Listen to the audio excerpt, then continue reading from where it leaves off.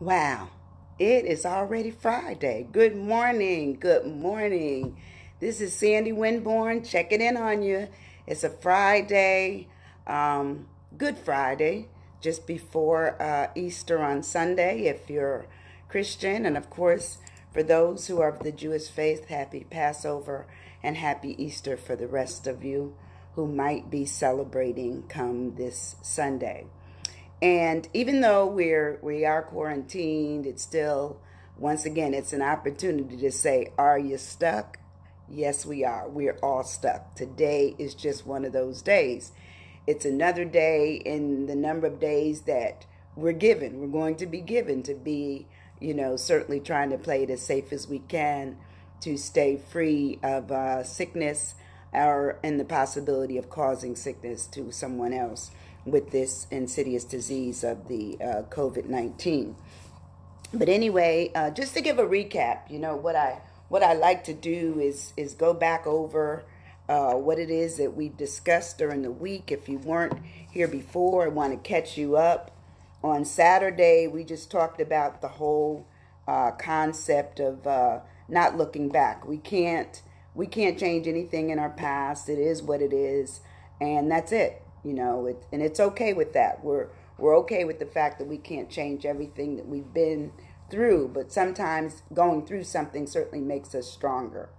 And so on the other side of whatever we've been through, we have some learning to do, hopefully some growth, and hopefully in a position to not only look back, but be able to look forward with an opportunity for what's next.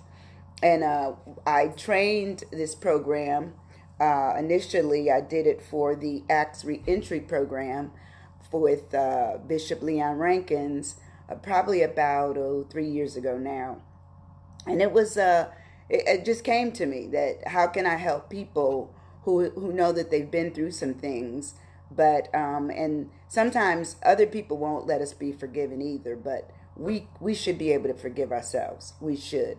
And the only way we can do that is not going back to the scene of the crime or crimes, because some of us have done more than one thing. We've done many things, but that's okay. We can't worry about it. We're on forward. We're going straight ahead. We're looking at what is tomorrow as opposed to what we used to do yesterday. And so when we talk about this, the name of the program is called Launching Opportunities in Transition. And a lot, and it was given to me. I just tell you, it was given to me. But to me, I felt it was spiritually based. Just the fact that when I woke up, startled from a dead sleep, I was just in REM. When I woke up, it was like a lot. Go to the Bible. When I went to the Bible, of course, you can go and find it yourself and just see what it says. But the bottom line and the most, to me, revealing portion of that story was to say, don't look back. You can't change what's getting ready to happen or that's already happened. It's all right. And so because you can't change it, let it be. Let it be. But don't look back. And so that's what I did. And that's how it all began. And I came up with a card. And the card has several things on it. We've been going through it all week. And I'm going to go back over that. That was on Saturday. On Monday, we talked about not worrying about whatever you've done. That's part of the card. That's part of this card. It says, don't look back. You just can't worry about what it is that you've done, but you can't worry about where you're going to go either. Just be ready for the adventure, ready for what's next, And it says, acknowledge that you can't change what's behind you, but certainly realize the past is just that. It's in the past. Leave it there. So then we want to talk about on Tuesday of this week, we put in at least, where it says put in at least 1 or 2 hours into yourself. Who are you? How can you look at becoming more if you don't ever put any time in yourself? And a lot of us do put a lot of time in other people. We love it. We love other people. I am a social person. In fact, today I have a treat for you. Because after talking this stuff and having dealt with it during my doctorate and giving it to people over the years, I decided to do it again. And guess what? It came up the same way it's always come up. This is it is a pretty consistent tool on knowing who you are based on how you're going to answer the questions if you answer them truthfully.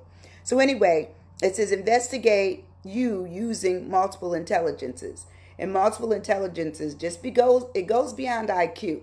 We're not just talking about how smart you are, because many of us have probably gone through the concept of being smart. But instead of just looking at being smart, let's look at other things that we have that we can do. Can we sing? Can we write? Can we dance? Can we coordinate things? Can we do presentations in front of people? What can we do? Those are also considered, according to Dr. Howard Gardner, a Howard professor, is that those are things you can stand on. You can not only stand on them as a career, but you can stand on them as a profession. Because if you hone your profession, guess what? If you hone it, it's yours. There's nothing, no one can take anything away from what you do. If you do it and you do it well, that's wonderful. That is just wonderful. So anyway, you can sing and you can do all those things and listen and write, and at the end of all of that, you've had an opportunity to do your own personal assessment. On the next day, Wednesday, we talked about understanding what multiple intelligences are. And then what I did, just to make sure, I wanted to touch bases with you. There's not only, looking at multiple intelligences, it also looks at not only what they are, but how we learn. Are we a visual learner? Are we an auditory learner? Or are we a kinesthetic learner? Do we learn by physically doing stuff? Do we learn by only hearing it? Do we learn by visually seeing it? Some people can't read a book unless the book shows pictures. Now, to me, that's kind of elementary. But as we go forward, we understand that we can put the pictures aside and we can still get something from what we're reading. But for some people, because that is the way that they learn best, then that's how they deal with it. That's how it is. It's acknowledged, and that's how they live their lives. Everything that they want to learn, they have a system. All of us have a system on how we learn. And so next week I'm going to go through the learning styles. I want to go through learning styles and just break them down and what they are and how we come up with them.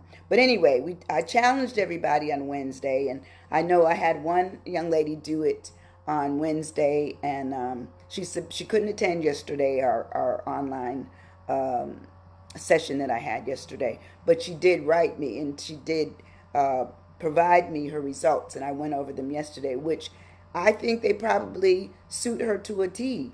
The fact that she's probably an author, that she's probably a person that who knows who she is.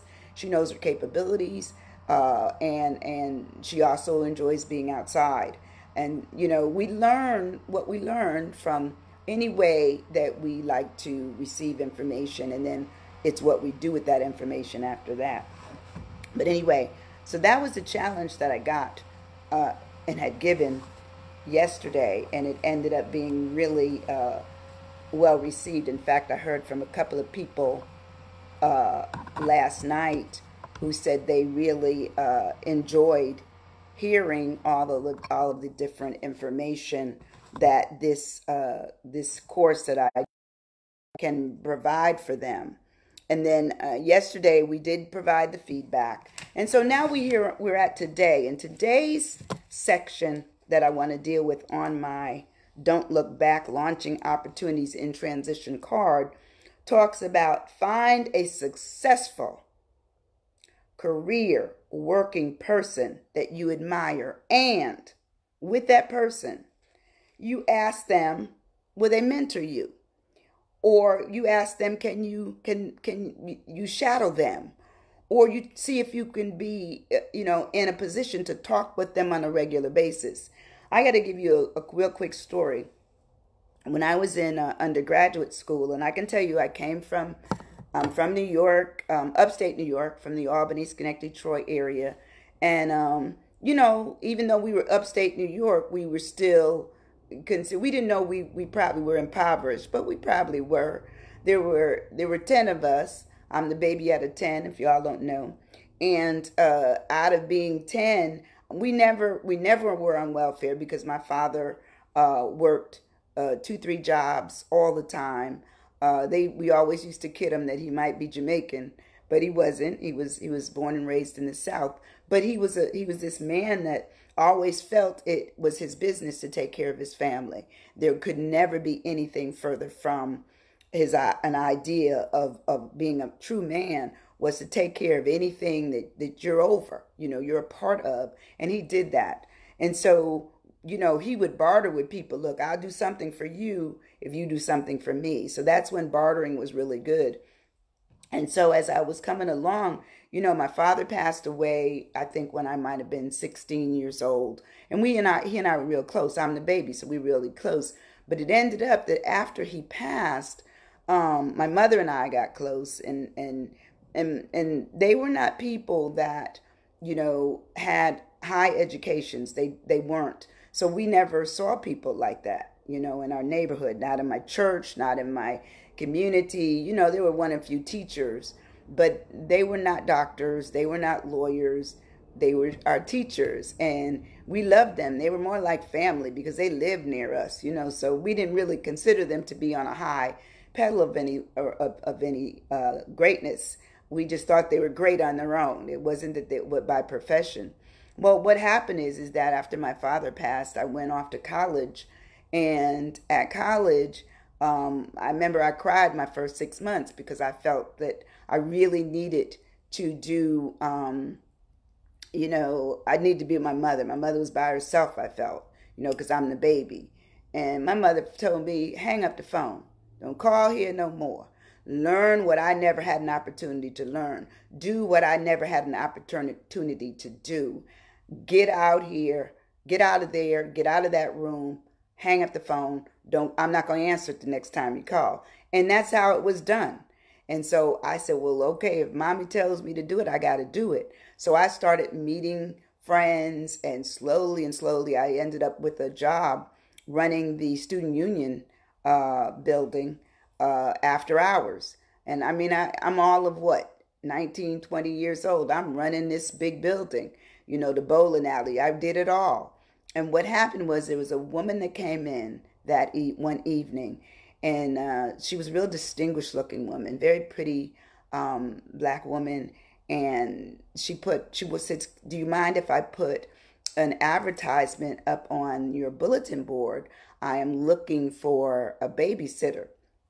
Well, remember I just told you the story about my dad being this man that had multiple jobs. Well, I decided I was going to have a multiple job attitude too. So I told her, I said, well, listen, you don't have to look any further. What are you looking for? And she said, I'm looking for somebody to watch my children. I'm a doctoral student, and and my husband is a professor here, and we need somebody to watch our 2 boys while we're at school or obligated through work involvement. I said, look no further. Here I am. So I started working for her. And it ended up being just a wonderful connection.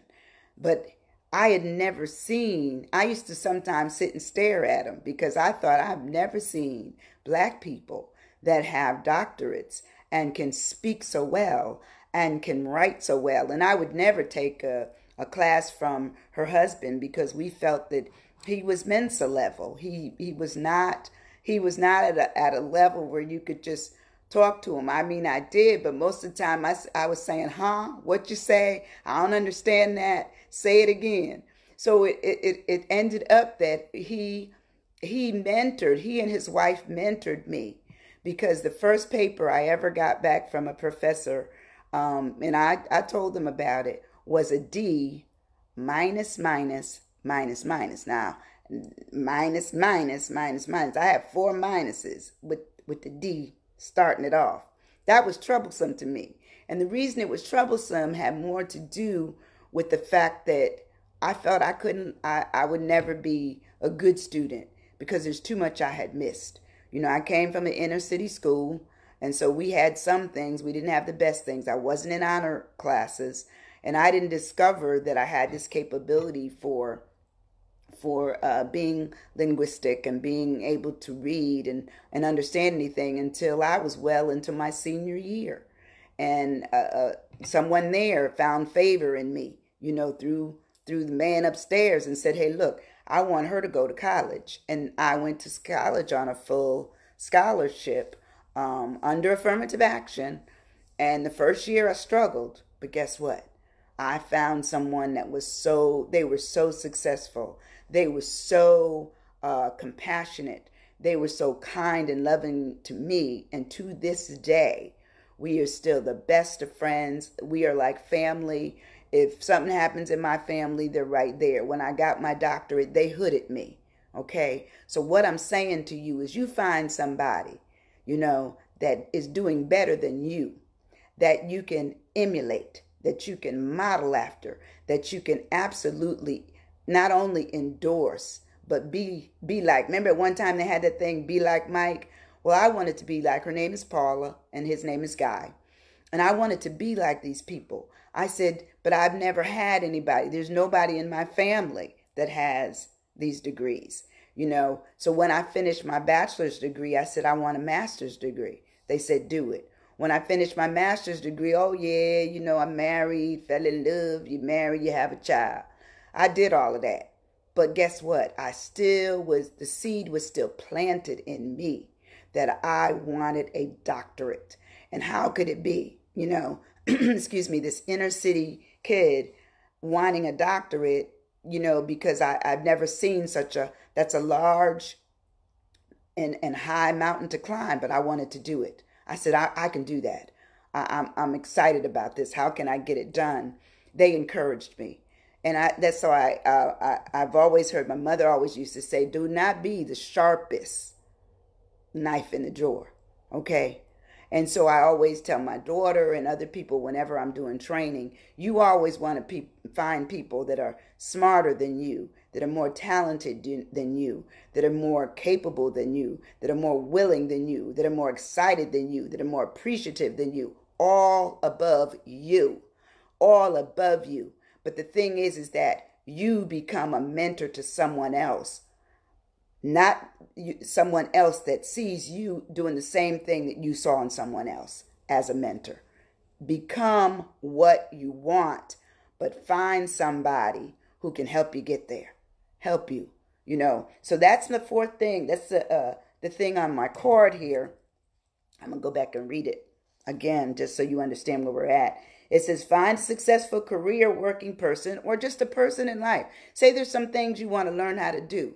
It's like young girls sometimes don't know all the things they're supposed to do as becoming a young woman. What are you supposed to do? How do you take care of yourself? Young men, the same thing. Understand, pull your pants up. Wear a nice shirt. You're going for an interview, okay? And if there's things that you don't know before you get there, ask some questions. Ask questions. Ask them questions. How do I prepare? And then go do it. And it says, just put yourself in a position that you will eventually be able to model something for someone else. That's called giving forward to someone else who might be behind you. Okay? So this thing is really fun. I'm hoping you are enjoying this because I'm having a good time doing it, So I decided to take my own challenge. and another friend of mine, she also took her challenge and she came out knowing some stuff about herself that she already knew, but this confirmed. And that's what this is all about. And so this is my whole index on multiple intelligences. And it talks about my top multiple intelligences. And the first thing it says, at 97%, it says, I am musical. And that I am. I have a song in my heart all day long. In fact, sometimes I bug myself because a song is bugging me. I'll hear a song and it just stays with me. It stays with me. And sometimes at church, we'll do a song and our minister of music, John Gaines, who's wonderful, he'll give us a song and that song would just play and play, especially if we've gone over it several times. It's in there. It's in there. And so, yes, I love music. To me, music it's a part of my life. It's something that I've always loved. Even as children, we didn't realize that we had that musical talent early on. We never even realized it. But guess what? My brother Ronnie, my sister Shirley, my brother Tommy, and myself, we were the Garys.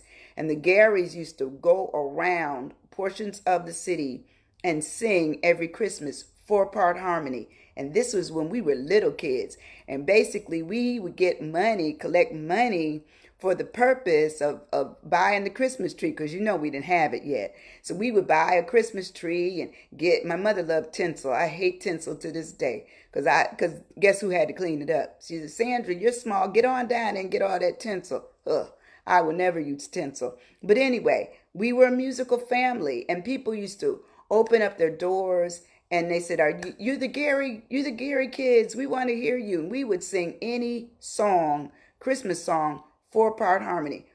We probably were the Jackson 5, only the Gary 4, and didn't realize it. But I'm just saying, we had that capability, but we never really knew it because it wasn't endorsed as we would have, collectively understood it as musicians. We didn't know it. But see, I believe that talent is given to you, and it's given to you early. And sometimes the earlier you use it, the more it becomes not only a part of you, but you become more proficient at it, more efficient at it, more productive, more forward. It's just wonderful. So anyway, that's my thing. That was my number one. My next area is linguistics. I'm talking to y'all right now, and I'm absolutely flabbergasted that, I'm seeing you all, listening to me, and I am so excited. You don't even know. This is my quiet time of getting myself together. And as I told you all when I first started this, I took it on a dare. I wasn't going to do it. I told them I was going to do it, but then I would get scared and I'd back out. And I think I told them months ago I was going to do it. Never did it. So here I am. This is my my 6th day. And so I'm happy. I'm happy that I took the challenge. I'm happy that I'm presenting, and I'm excited about the fact that I know I'm linguistic because I can talk. I do like to write, and I do enjoy having time to just do things with other people that require me to say something. In terms of, it says next I'm interpersonal. So, like I enjoy a small crowd, I can work a big crowd too, but I enjoy a small crowd of people that I'm familiar with, that I know, that I can have fun with, make them laugh. They make me laugh. To me, that's wonderful. The next thing it says intrapersonal, meaning I make every attempt to know who I am every day. Who am I? What am I doing? How aligned am I with what it is that I was given to do versus what somebody else may request me to do or want me to do? Now, I'm giving. I will do some things for some other people. I will. Don't mind it at all. But what I'm saying to you is that the excitement isn't in just the fact that I want to do it. The excitement is that I can do it. And then if you ask me and I do it for you, then to me, they work together. That means it was an agreement of some sort. Next thing, it says I'm visual. Now everybody may not know, but I only have one eye. And it was a birth defect. I was a preemie. I was born at 3.1 pounds. That's a small child. Small, very small. But I took that, to always be a fighter. Always being somebody that needed to go forward. Where can I go and how am I going to get there? That was always my issue. And they'd always look at me and say, "Where you coming? What little thing, what you going?" But even though I never knew that the one eye was a problem, but my teacher finally told my mother, said, "Mrs. Gary, I don't believe Sandra can see." She said, because I had her in the middle of the room. She was first towards the back, and I put her in the middle, and she was still having trouble. Then I put her up in the front low, still having trouble. Guess where she put me? Next to her desk. But I was still having trouble. I didn't realize that when I would go in and I would do the little eye exam that they would do at school for you, I would cheat because I couldn't see anything out of my left eye. But I would literally cheat, and I would use my right eye for my left eye. And they said, and even when I went to the eye doctor, they would always say, that's interesting. Most people are not the same, level in each eye in terms of how their vision is. But I was cheating. And finally it caught up on me. And guess what? Once it caught up on me, not only could I see, but I was able to do some stuff. I was able to start learning some stuff and being able to be responsive when they asked me a question, and on point, and could do my homework. But I never told anybody that because I thought everybody was looking like I was looking. They only saw what I saw. So anyway, I am definitely a visual person, and now I still only have the one eye, but I can see pretty good. I put on some glasses and we good. In terms of logical, mathematical, it says that I will try to figure things out. I am somewhat analytical. I'm going to figure out how to figure out what's next, and figure out how to get things done, and I'm going to analyze it. I'm going to tell you what I think, and when I was a counselor, I was pretty good. I was pretty good. My professors always say, well, how did you come up with that analysis, and how did you approach that? I love that approach that you take. And I did it for a long time as a counselor. So I think logic makes sense. The fact that you need to be logical about many things in life. Sometimes if hanging with a certain group of people, like I'm always telling young people that you need to worry about hanging with certain people. And the reason you need to worry about it is some people they're not on the good side of you. They're on the side that you're not paying attention to. And so therefore, they are your other side. And so they take you places. Let me say this. You go places and you follow them, and you end up, they're in trouble, you're in trouble. I always have this theory about a school of fish. A school of fish has a tendency that if you notice what a school of fish is, when the lead turns, everybody turns with them. So guess what? Everybody's together. So if one person gets in trouble and you're with them, you're getting in trouble. That is the penal system. Everybody knows that that's the system in the United States. If you're with somebody and a crime is committed, even if you didn't know it, you're a part of them. You're a part of it. So therefore, you're in trouble also. So that's my logical thinking. Kinesthetic is meaning that you like to move a little bit. And I do. I love to dance. Absolutely love to dance. And I do my physical fitness with my trainer, Nicole Randolph. I do that with her. And I tell you, as soon as they started talking about, if you're in a high risk group or whatever, I said, I don't even know if I'm in the highest of the risk groups, but guess what? I'm out. So I stopped going to the gym because I was listening to what it was talking about. And one of the things it said is that you end up there's a lot of what they call pathogens that go on. And it's almost like a petri dish in a fitness place. And so, certainly we're really careful where we go. But what about the air? That's all I was thinking about. What about my air? I can wipe off some certain things and may not touch it on one of the surfaces, but and I love my fitness trainer. She's always been real protective of me, and so she said, I really understand. I really understand, Miss Sandy. So we're done with that. And the last thing is that I'm not very high on is being a naturalist. Everybody knows, and I think I said it yesterday. I'm going to run from a bee. I'll admire the trees and the flowers and everything, but I'm only going to sit outside so long. Now I can do a concert. Everybody knows I'm a jazz enthusiast. I love jazz. We'll go to all the jazz concerts, but guess what? Let me tell you this right now. If bees are around, I'm probably going to get up and go till the bees go away. I'm not particular. I don't like flies. I don't like anything crawling. If it's crawling, when I first moved here to Pensacola, and I'm from New York, I'm telling you, and lived in Italy for 4 years, and then finally we came here. When I first got here, and I remember I was sitting in a chair in our apartment before we moved into a house, and one of the flying palmetto bugs dove down. I started thinking I was under attack. I said, we got to leave this apartment. It's not any good. My husband said, excuse me, Hold up. All right, let's get this right. That is a bug. It's a palmetto bug. It's just a fly, like a flying roach. Child, I couldn't deal. I was having trouble.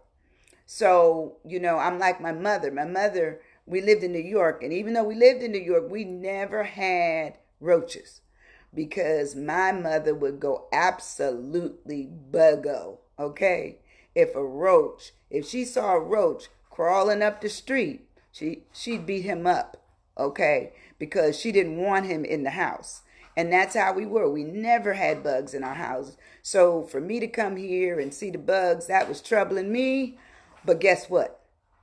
I'm over it now because I use Terminex. Yes, I do. I patronize them. They come spray the house, and I don't have anything up in here except a dog. And look, I make sure that he's treated. He's not even my dog. Everybody know me. No, that's not my dog. But he's here, okay? That's my daughter's dog. His name is Gucci. So you might hear him, kind of scurrying around here and there. But he's okay. But a naturalist I am not. So that's the least out of all of my intelligences. That is on the low end. The high end is music. The next is linguistics. I'm going to challenge you again today to take this test. It's very it understands you. It's going to tell you some stuff about yourself that you may have thought, but you weren't sure. It's going to confirm some things for you. It's going to acknowledge.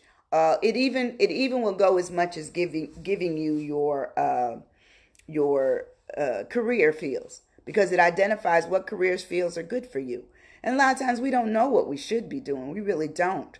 We have no idea. We stay, and I talked about this earlier in the week, we stay in one direction forever. We stay in bad marriages. We stay in a training program that isn't for us, and we're not getting it. We're not at the top of it because we don't care for it. We're not proficient in it. We're not efficient in it. We stay in jobs that we don't like. We stay around people. Now, family, I know some of y'all, I said I need to do a session on, what under quarantine, the other side of quarantine, what I got to tell you about my family, especially if you're having issues. To me, family is something you cannot do anything with except say you have family, okay? When you enter this world, somebody is already around that knows you. They know you by your blood connection. But let me say this to you. Understand that going forward, after quarantine, y'all should be able to have a better way with each other. And if you can't, then understand that y'all can't live together, but you certainly can love each other. And sometimes love, the best love is love from afar, because you don't have to worry about all the issues that come with love. But anyway, I'm going to challenge you again to do this. It says a lot of other things about me, such as says that I'm crafty.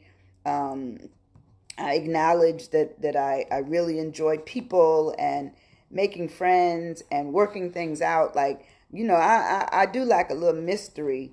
I don't like the shows that tell me everything right away. But it's just a day. It's a day. Today is a day that you can find out more that you didn't know about yourself from yesterday. Just take the time. Try and then I want you to post it. I want you to hit share too. I didn't say that at the beginning, but I'm hoping you will go back and share this video once I post it. I'm trying to help some people. I'm helping myself too, because everybody knows I am a person that likes people. I enjoy it. I'm a right brain thinker, and I certainly am an extrovert, not an introvert. But this time I'm using my introvert time to really be able to come out with a new walk in my extrovert time. So I'm asking you to do the same. Come up with a new way to walk, a new way to talk, a new way to feel about who you are.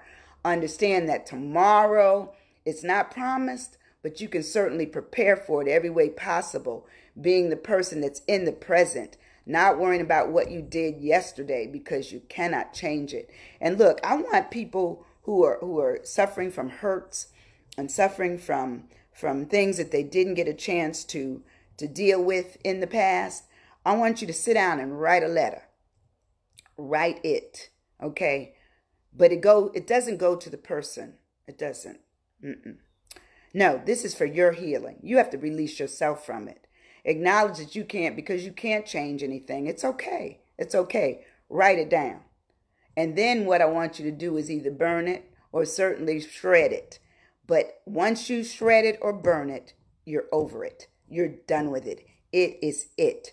You say goodbye to it. You move on to something else.